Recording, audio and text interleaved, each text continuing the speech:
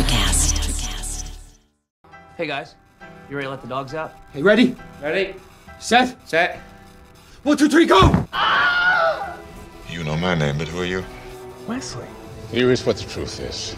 We are changing the course of history as we see it. That is what Wesley demands. It's funny because he's fat. It's already mutated into human form. Shoot it! Don't presume to tell me what I will and will not do. You don't know me. Oh, what's your real name? Iris. Oh, Iris. Well, what's wrong with that? A proud daughter of these hills. What are we going to do? They insist on outside opinions. What kind of opinions? Well, your kind, not to put too fine a point on it. I mean, let's face it, in your particular field, you're the top minds. Whatever. So the moral is, don't do drugs. That's it.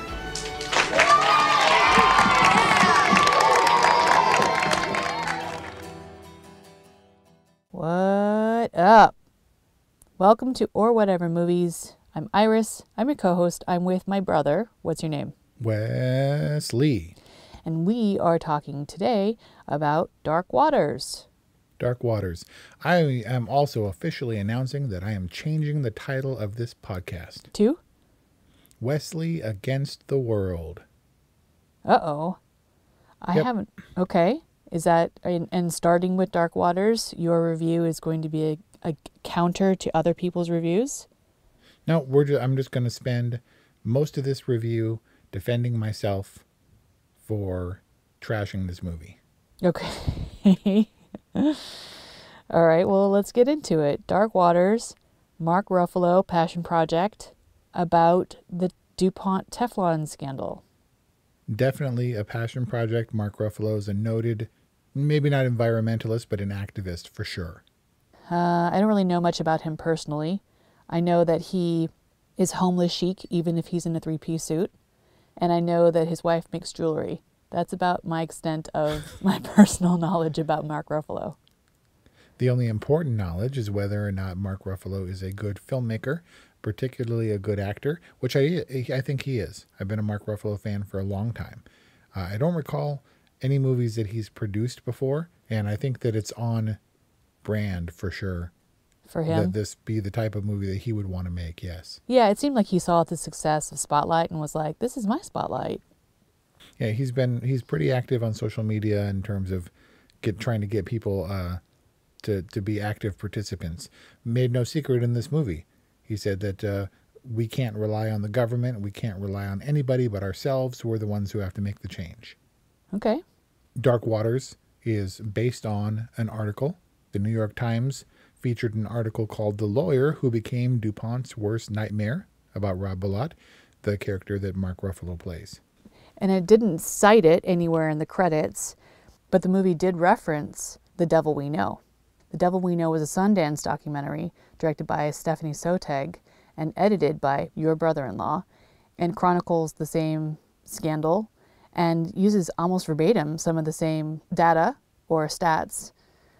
It's a little weird to see a narrative film use data and stats at the end like a documentary. In some ways, this felt like a documentary, and it certainly seemed to borrow from the documentary, even if it didn't cite it or reference it directly. And that, unfortunately, is exactly my problem.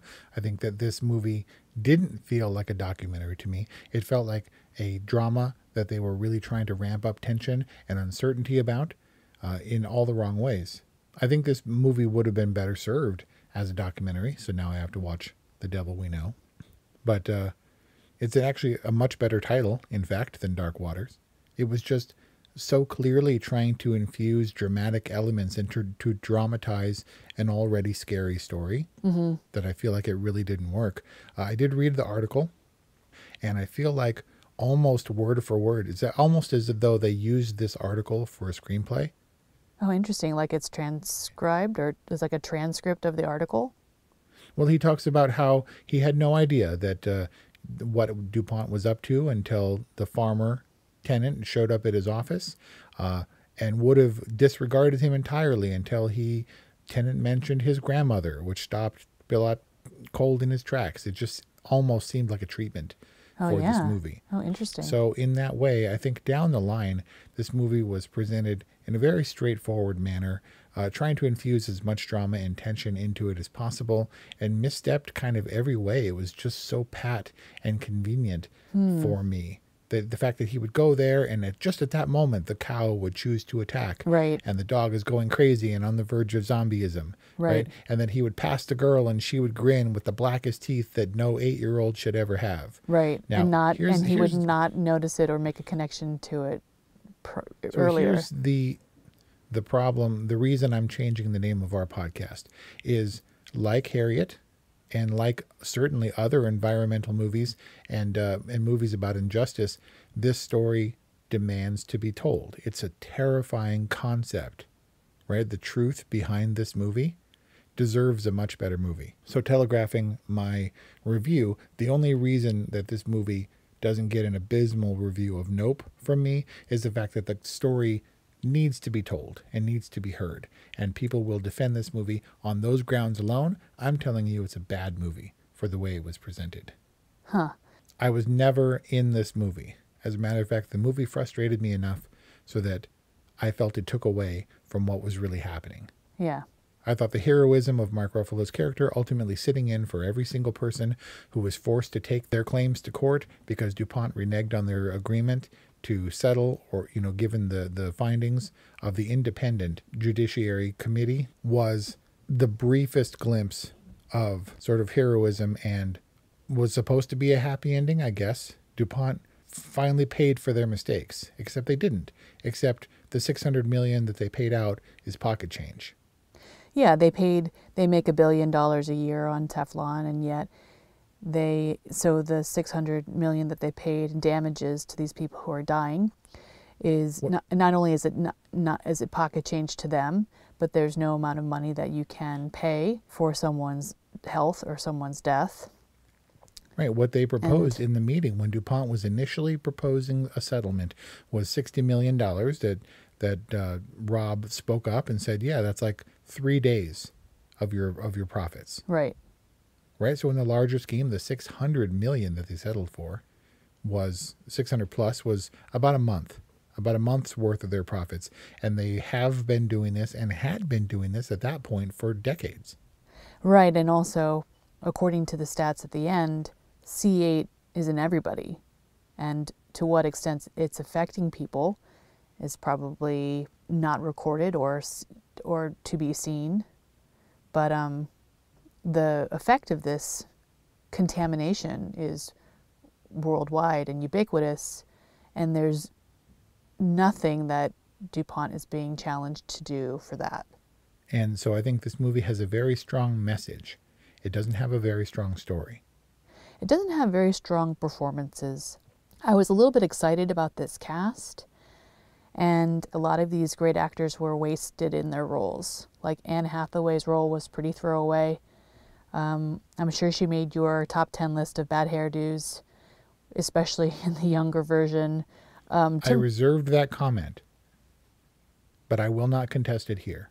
I didn't say it out loud. Yes. But I don't disagree with you. Yeah. She had terrible hair.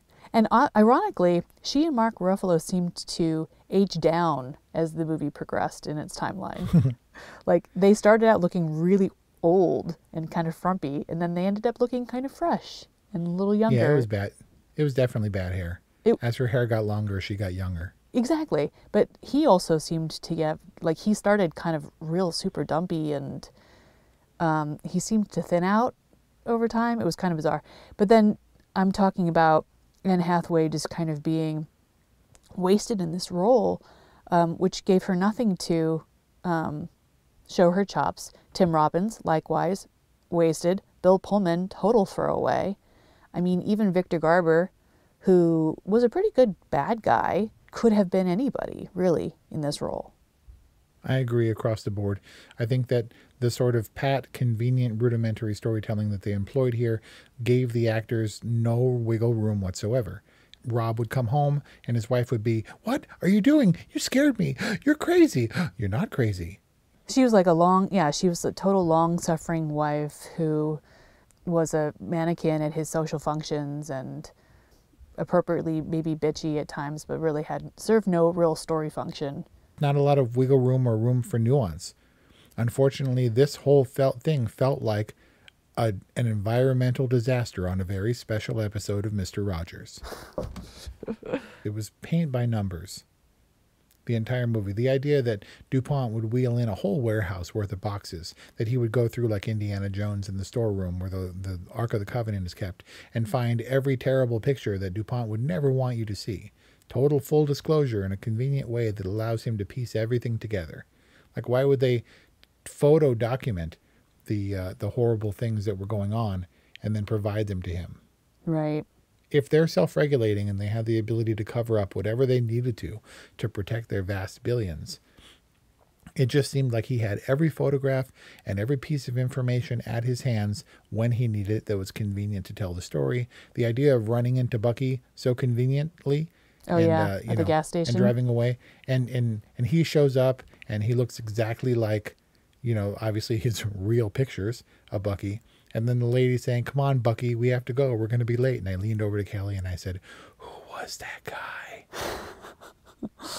Because there was no way that you could possibly not know that it was Bucky, because the filmmakers don't trust you that much that they would hit you over the head with the information. And that's when I started to turn and when I started to get angry. It was frustrating to me that these were all real people representing themselves in the movie. The fact that all these people were so invested and wanted to be a part of this movie that I think failed so spectacularly in its narrative platform, in a way that I got exactly the same experience with less eye rolling from reading the article, or would have from a documentary that was more precisely told and didn't resort to sort of ham-handed storytelling and unnecessary ramping up or amping up of drama. So if the order were different for you and you had read the article and seen the documentary prior to seeing Dark Waters, would you feel that Dark Waters was completely redundant and unnecessary? Absolutely. I felt that at first when I sort of clung to the new tidbits of information and what was factual and what wasn't, and I thought that narratively speaking and dramatically speaking, it fell flat across the board. I will say the only thing that I think felt that resonated stylistically with me in a way that I appreciated was when things finally came together and we weren't able quite to keep up with what was happening because we weren't given all the information that the Rob character had in his possession. But then when he started to explain, when he sat his wife down at the kitchen table and said, that he would give it up if she didn't come to understand. And he told her the entire story in a way that segued from him to the telling of the Tim Robbins character, his boss, to the, talking to the EPA directly. And that sort of narrative device of disseminating that information to everybody who needed to hear it, I thought was really effective. And at the same time, finally brought us around in a big way to understand exactly what he was up against and the gravity and scope that he had put together. Yeah, the movie did gain some momentum in that scene. And it was also a refreshingly different performance from Mark Ruffalo as Rob Bilott. I think he was really frustratingly tight-lipped and reticent for the first half or two-thirds of the movie at that point, and would give his wife like these, deadpan stares in the face of her frustration. And I think that I similarly felt that way, felt frustrated with him, like, all right, I get it, like you're buried in this story and you're consumed with it and stuff like that, but let us in a little bit. But didn't you get to know the Rob Bilott look from Mark Ruffalo in this, like, that's it? Every single scene you see him, he's like kind of frowny faced. In all future Mark Ruffalo performances, there it is, the Rob Bilott look. Exactly. It's like right up there with the Leonardo DiCaprio finger and the, I don't know, who else has performance tics? The De Niro face? The De Niro face, sure. The Tom Cruise run. I wonder, it seemed tonally off that this serious film about a very serious and frightening subject did this cutesy thing where they put all of the real people in as background actors. Yes. At the end, when they identified all the real people, were you supposed to be like, "Aw"? Like, what reaction was that supposed to elicit? It was like, those are the real people. I think it's supposed to bring it home in the idea that this is not a fictional story that we're being presented with. Here are the real people. Like, that kid is not a concept. He's not a receptor, as they called him, but rather Bucky is an actual person who is here and wants to have his voice and face on screen to drive home how real this scandal is. Well, they could have just as well said, and by the way, all of the archival was actual and factual. Like, they didn't go to great pains to point out that the footage of the cows was real, or that Bucky's baby pictures were real. Like, and that's sort of my problem. The fact that all that stuff was real actually took away from its dramatic effectiveness, because I did not know that footage was the real footage taken by an amateur West Virginia farmer, and it was annoyingly unclear. Oh, yeah. Like, it would have been better served if they had recreated it so that it was clear. Yes. It would have been more effective if this movie had been not polished, but presented in a way that was more dramatically effective. Just because you have things that are real doesn't mean that they translate well on screen. The article stated that Tennant, the farmer, had an almost unintelligible West Virginia accent. That's not something that needed to be communicated directly and literally on screen. I had no idea what that guy was saying. It was frustrating. His voice didn't match the person he was. No. It was very ineffective storytelling. So he was barking and growling the entire time. Like, even in the fancy high-rise Cincinnati office, he's like, row, row, row. Couldn't understand him, and it really took away from the movie. I think this movie was bookended by two indicative sets of circumstances that led us to understand what kind of movie and how effective this movie was. One was the actor who played Tennant being totally unintelligible in a way that may have been true to life, but definitely was distracting. And at the end, when we had Johnny Cash perform his cover of Tom Petty's I Won't Back Down, it was the most straightforward, on the nose, non-colorful version of a good song that I've ever heard. And I won't back down, gonna stand my ground.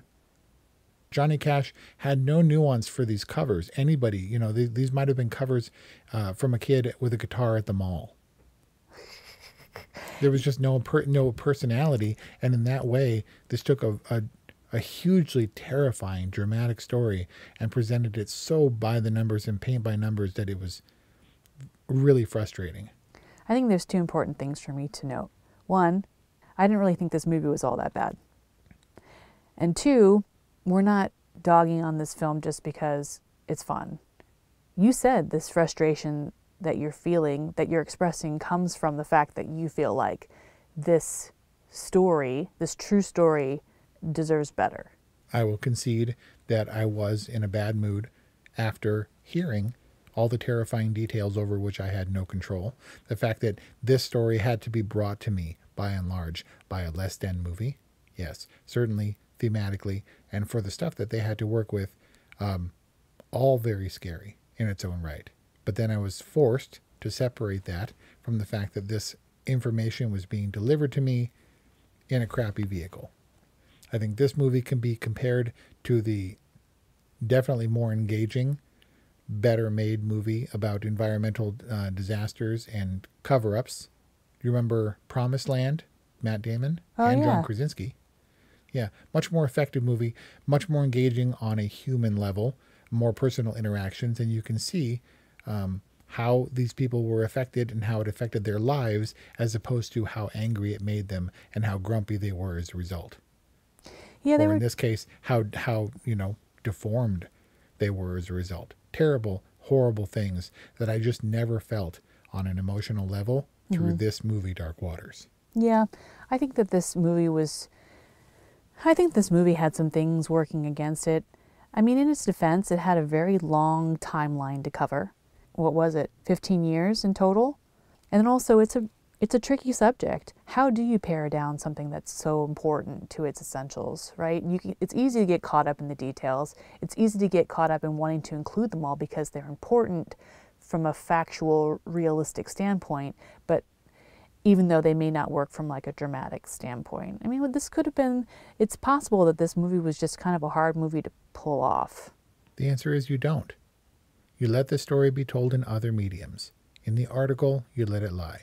A capable documentary that seems to be effective, that serves its purpose. This movie, I felt, wasn't necessary. But think about it this way. Like, there's a certain segment of the population that doesn't watch documentaries.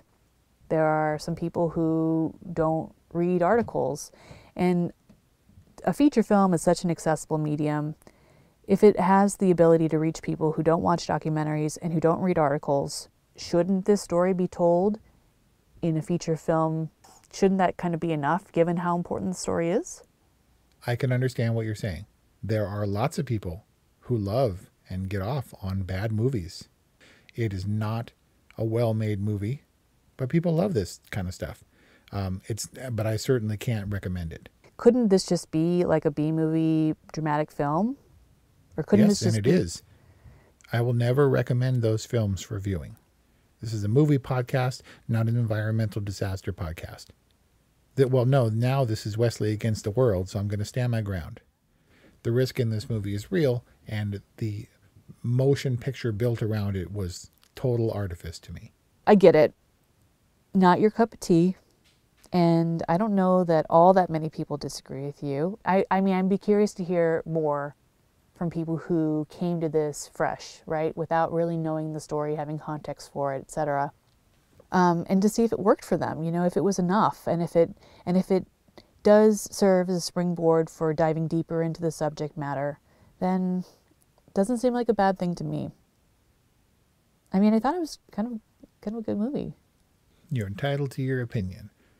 Rob Bilott, you're a good dude. Mark Ruffalo, you're a good dude. Todd Haynes, you may be a good dude. Your movie is a bad movie. DuPont, you're bad people. It's so funny. Interesting that, Todd Haynes, obviously, we spent this entire review talking about Mark Ruffalo and pinning all of this movie's failures on him. Nope. Stylistically, he didn't direct it. Todd Haynes did. This movie, he's known for, movies nowhere near this type. Far From Heaven, I'm Not There, Carol, Velvet Goldmine. It's such a diverse body of work that it seems like he's like, I always wanted to make an environmental conspiracy movie. And then he did it badly. And I don't expect we will see this kind of fare from him again. Yeah. I mean, not a great movie, but not a bad movie. I think for the same reason that the subject matter takes you up a tick from nope to a low whatever, might tip the scale for me. Not a great movie, but probably good, or at least not bad, not boring. Terrifying. Made me angry. I guess effective in that way. Mm-hmm. It's just, okay. I was able to hang my ire on so many flaws. All right. So do you feel better now, having vented all of that ire? Yeah, well enough. I need a little bit of a break before I delve into the documentary, because this problem doesn't go away. Thankfully, Dark Waters will. That was our review on Dark Waters. Give us a call, 818-835-0473. Let us know what you thought. We'd love to hear from you. We always love to hear from you. Or whatevermovies@gmail.com. Wes Against the World. We're going to remember this one. Thank you for listening. We'll see you next time. Welcome to Ringside with Ray and Prince. My name is Ray Leonard Jr. Oh, is that the set? No, that's just my dad. My name is Prince Daniels Jr. Daniels again with a big home touchdown. On this show, we come to humanize athletes, entertainers, business executives. We're going to see what makes them tick. Tuesdays, 10 a.m. Pacific time on Spotify, Apple, Amazon, and wherever you get your podcasts. We'll see you there. Peace and power. Electric acid. Introducing the Deep Leadership Podcast. Leadership is a people business. That's the philosophy of your podcast host, John Rennie. As a former submarine officer who spent 22 years leading businesses in corporate America before starting his own manufacturing business, he knows that leadership matters. Deep Leadership is real-world, actionable leadership advice from John and his expert guests. Become a leader worth following. Subscribe today. Electricast.